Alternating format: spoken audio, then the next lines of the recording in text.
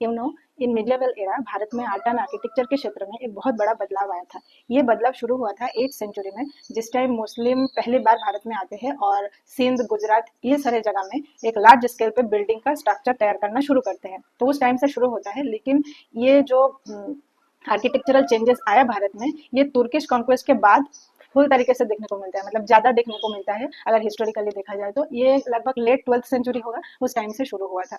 लेकिन ये क्यों, मतलब अलग से क्यों बता रही हूँ, ये जो ट्रेंड्स है ये ना तो इंडिजिनस इंडियन ट्रेंड्स के साथ पूरी तरह मेल खाते थे, मतलब बिल्कुल इक्वल है दोनों, ऐसा भी नहीं था, और भारत से बिल्कुल अलग भी नहीं था। मतलब इंडियन इंडिजिनस जो स्टाइल पहले से हम फॉलो करते आ रहे हैं आर्किटेक्चरल क्षेत्र में, उससे बिल्कुल अलग भी नहीं था। मतलब this trend was not fully distinct, लेकिन कुछ हद तक इससे मिलता जुलता तो था ही, पर इसमें मुस्लिम बहुत ज्यादा प्रभाव देखने को मिला था। तो ये जो ट्रेंड है इसको बोला जाता था इंडो सरासनिक और इंडो इस्लामिक ट्रेंड, क्योंकि इसमें आपको कुछ मुस्लिम ट्रेंड्स का भी इन्फ्लुएंस देखने को मिलता है, जैसे कि सरासनिक, पार्शियन और तुर्किश इन्फ्लुएंस देखने को मिलता था, जिसके लिए इसको इंडो इस्लामिक ट्रेंड बोला जाता है। तो आज ये इंडो इस्लामिक ट्रेंड को हम रिवाइज करेंगे। अगर आर्ट एंड कल्चर का आप प्लेलिस्ट देखेंगे तो उसमें ऑलरेडी 4 टॉपिक्स रिवाइज किया हुआ है, क्योंकि मैं जैसे बोली थी एनसीईआरटी नोट्स को फॉर आर्ट एंड कल्चर में मोटा मोटा 8 भागों में डिवाइड किया था। उसमें से पहला 4 भाग हम पढ़ चुके हैं, जैसे prehistoric rock paintings, second arts of Indus valley civilisation, third arts of Mauryan period and post Mauryan period, ये फोर्थ है। ये पोस्ट मोरियन पीरियड थोड़ा बड़ा था तो इसको 2 वीडियो में डिवाइड किया हुआ है। आज हम इस लिस्ट का और एक रिविजन करेंगे, जो है Indo Islamic trends in art and architecture. Okay, तो ये हम रिविजन करेंगे अभी। लेकिन उससे पहले पहले हम जान लिए कि इंडो इस्लामिक ट्रेंड क्या है। इंडो इस्लामिक और इंडो सरासनिक ट्रेंड से ऐसा एक mixture of many structural techniques और stylised shapes and surface decorations, जिसको एक साथ मिला के हम इंडो इस्लामिक ट्रेंड्स बोलते हैं। ये ना तो फुल्ली इंडियन है ना फुल्ली आउटसाइडर्स है, ये एक मिक्सचर है। But before delve into the topic, let me introduce myself. I am Swati, your study partner, and welcome you all to my channel Aspiration for Learning. Without any further delay let's get started. Indo Islamic trend architectural क्षेत्र में ऐसा था कि वो जो 8th century में start होता है, सिंध और गुजरात में अलग अलग टाइप्स के बिल्डिंग्स जब बनना शुरू होता है तब शुरुआत होते हैं इस ट्रेंड का। और जो सबसे ज्यादा देखने को मिलता है तुर्किश इन्वेंशन के बाद, आफ्टर 12, मतलब आप कह सकते हैं लेट 12th सेंचुरी, तो उस टाइम पे देखने को मिलता है। आज इसको हम जानेंगे इंडो इस्लामिक ट्रेंड को अच्छे तरीके से, फुल्ली पढ़ेंगे। तो पहले बताते हैं कि इंडो इस्लामिक ट्रेंड एक्चुअली जो इंडियन इंडिजिनस ट्रेंड था उससे कितना डिफरेंट था, कहाँ कहाँ डिफरेंस देखने को मिलता है। बेसिकली 2 डिफरेंस आपको यहाँ पे देखने को मिलेगा।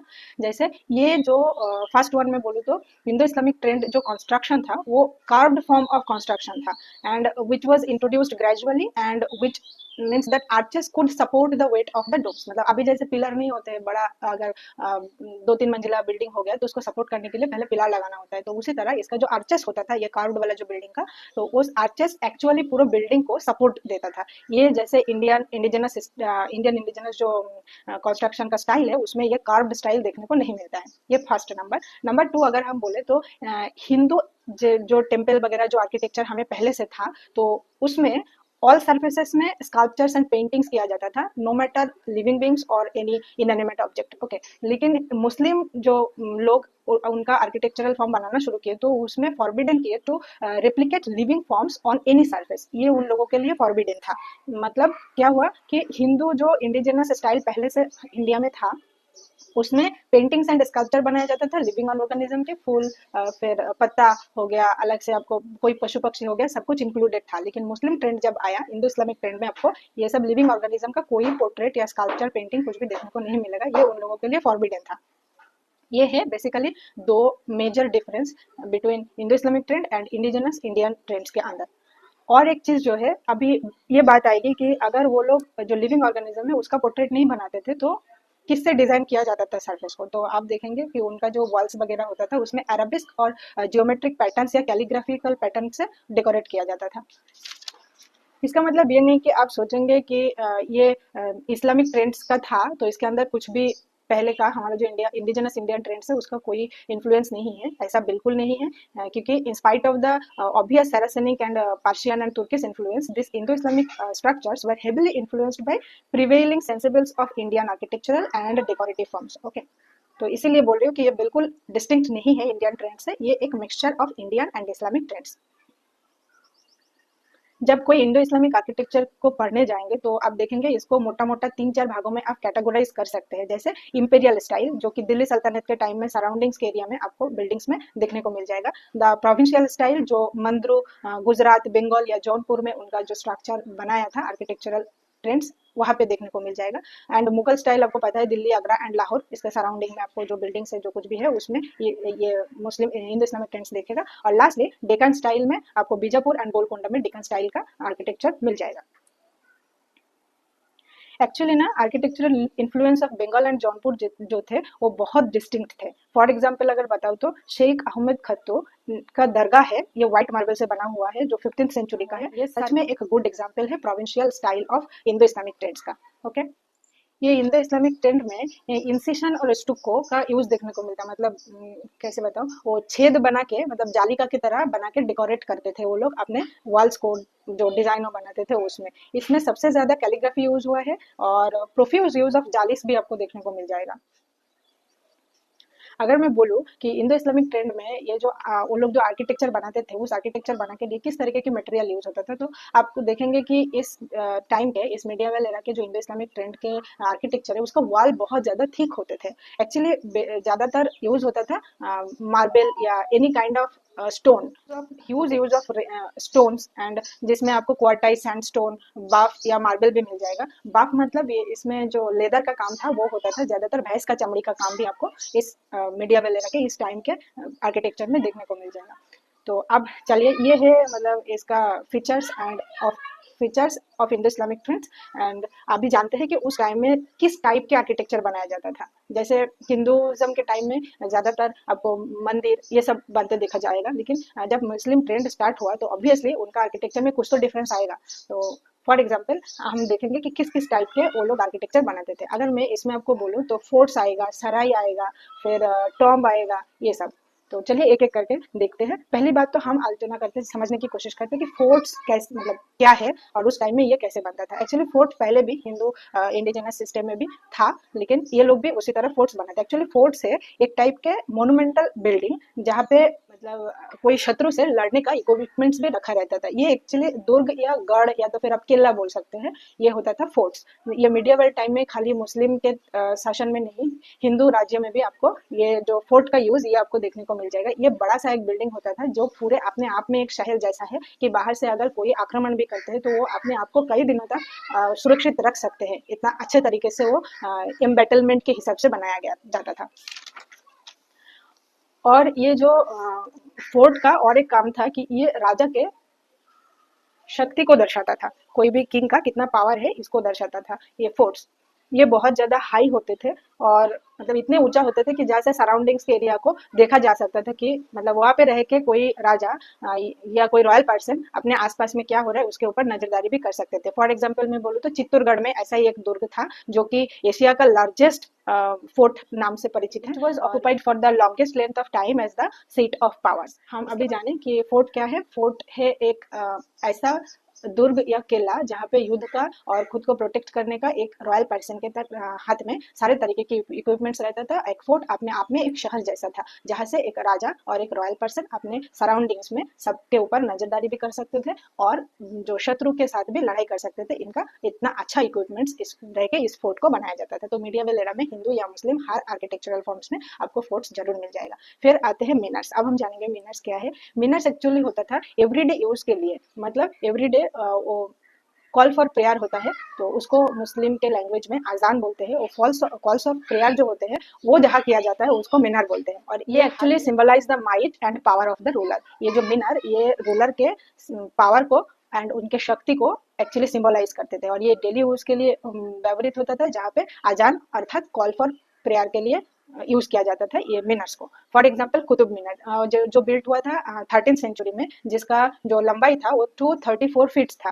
और चंद मीनार एक है दौलताबाद में जो 15th सेंचुरी में बनाया गया था। ये बहामनी शासक के द्वारा बनाया गया था। इसका उच्चता था 210 फीट। ओके, एंड ये जो चंद मीनार है ना, ये चंद मीनार में टोटल 4 स्टोरेज था अलग अलग।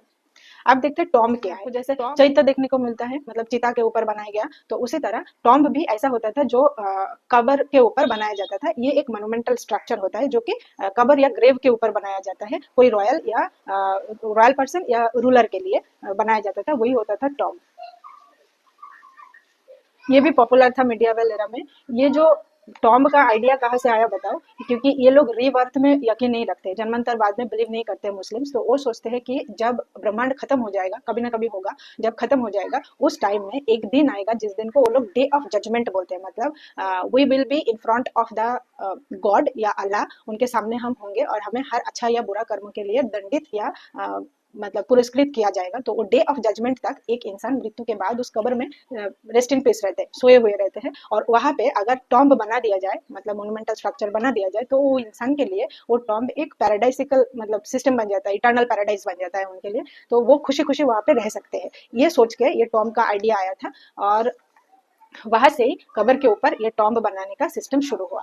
और एक चीज जो है, ये टॉम्ब एक छोटा कुछ नहीं है कि आप सोच रहे हैं कि एक कबर है उसके ऊपर थोड़ा स्ट्रक्चर बना दिया तो टॉम्ब हो गया, नहीं। ये टॉम्ब एक्चुअली एक बहुत बड़ा कॉम्प्लेक्स ऑफ बिल्डिंग्स होता था, जिसमें एक गेट वे होता था, एक नक्कर खाना एंड उसके साथ साथ एक मॉस्क रहता था to pray for god, and साथ में एक सराय भी रहता था। मैं बताऊंगी अभी सराय क्या है। तो और ये जो पूरा हमने बताया, क्या क्या बताया, एक होता था एक गेट वे जिससे आप टॉम्ब के अंदर प्रवेश कर रहे हैं, एक होता था नक्कर खाना जहाँ पे कोई अनुष्ठान परफॉर्म किया जाता था, उसके साथ और एक होता था एक मॉस्क एंड एक सराय। ये जो चारों चीजें, ये सबको एक बाउंड्री वॉल के अंदर, एक बड़ा बाउंड्री वॉल के अंदर एक साथ रखा जाता था, और ये पूरा सिस्टम को एक साथ में बोला जाता था टॉम्ब। ओके, अब बताते हैं सराय क्या है। सराय होता है एक्चुअली, ये एक होटल जैसा है, आधुनिक हिसाब से आप समझने की कोशिश करेंगे तो ये एक होटल जैसा है। ये तैयार होता था, मतलब सराय को जहाँ बनाया जाता तो जनरली एक बड़ा कोई हाईवे या रोड इसके पास ही होते थे, एक रेक्टेंगुलर स्पेस पे, एक बड़ा सा रेक्टेंगुलर जगह पे एक ऐसा होटल जैसा बनाया जाता था जिसमें आप रूम एंड एकोमोडेशन पा सकते हैं। और ये किसके लिए बनाया जाता था?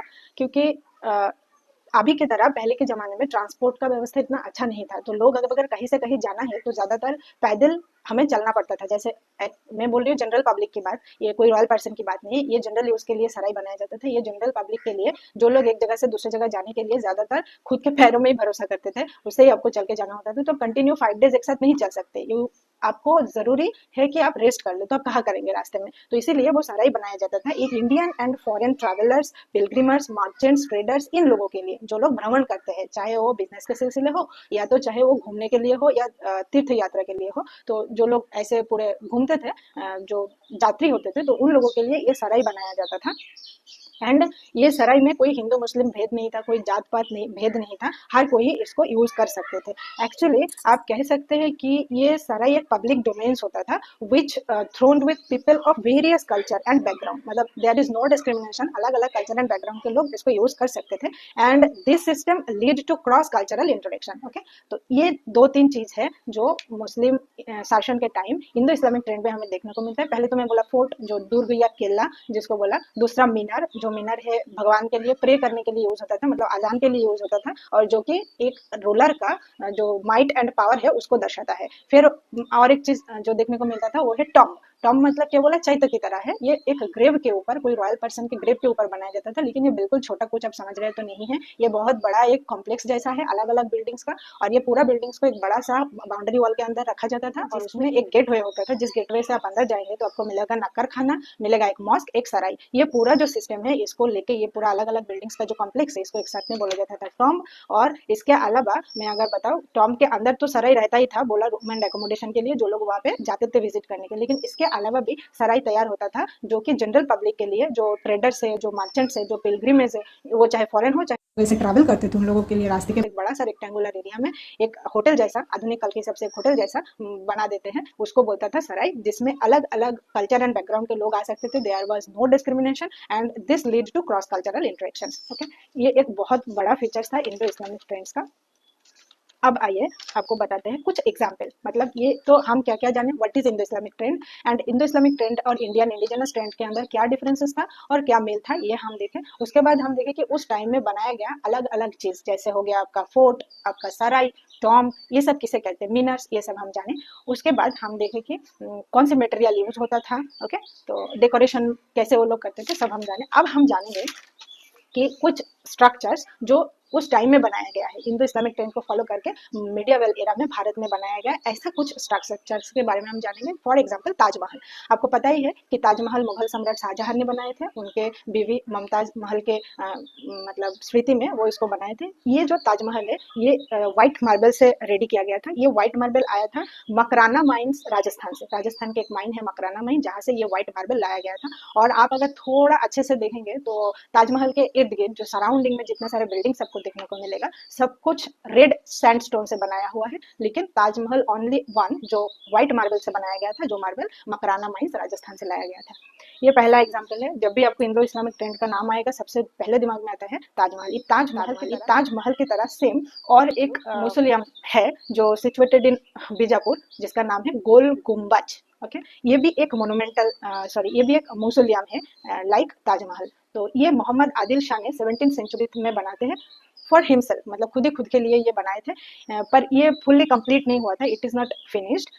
तो अब ये फिनिश नहीं हुआ था, फिर भी ये इतना अच्छा था कि you can say that it's a striking edifice in spite of being unfinished. Okay, ये फिनिश ना होने के बावजूद भी बहुत ज़्यादा आकर्षणीय है।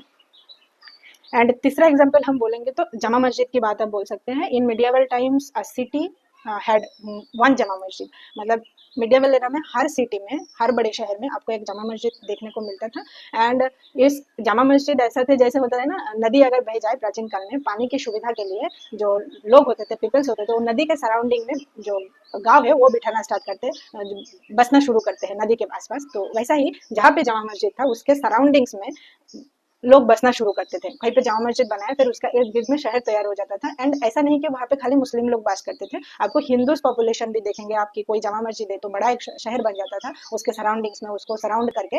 लेकिन वो खाली मुस्लिम पॉपुलेशन थे ऐसा नहीं, उसके अंदर बहुत हिंदू बास करते थे। ये हो गया जामा मस्जिद का कॉन्सेप्ट। अब मैं एक शहर की बात करूंगी, जो शहर ही टोटली आप बोल सकते हैं कि इस स्ट्रक्चर का इंडो इस्लामिक ट्रेंड का एक बहुत बड़ा निदर्शन है। शहर का नाम है मंदू।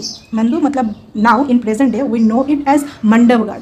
ये मंडवगढ़ कहाँ बताओ, ये मंडवगढ़ एक्चुअली धर डिस्ट्रिक्ट मध्य प्रदेश में स्थित है। ये मंडवगढ़ को तब मंडू बोला जाता था, MANDU। इट्स अ सिटी जो मंडुआ प्लेट से अगर आप नॉर्थ जाएंगे और नर्मदा वैली से साउथ आएंगे, तो ये जो बीच वाला जगह है, मतलब मंडुआ प्लेट से नॉर्थ में और नर्मदा वैली से साउथ में, ये बीच के जो जगह, इस जगह में ये शहर बसता है, जो अभी के मध्य प्रदेश के धर डिस्ट्रिक्ट के अंदर आते हैं, ये मंडू या मंडवगढ़।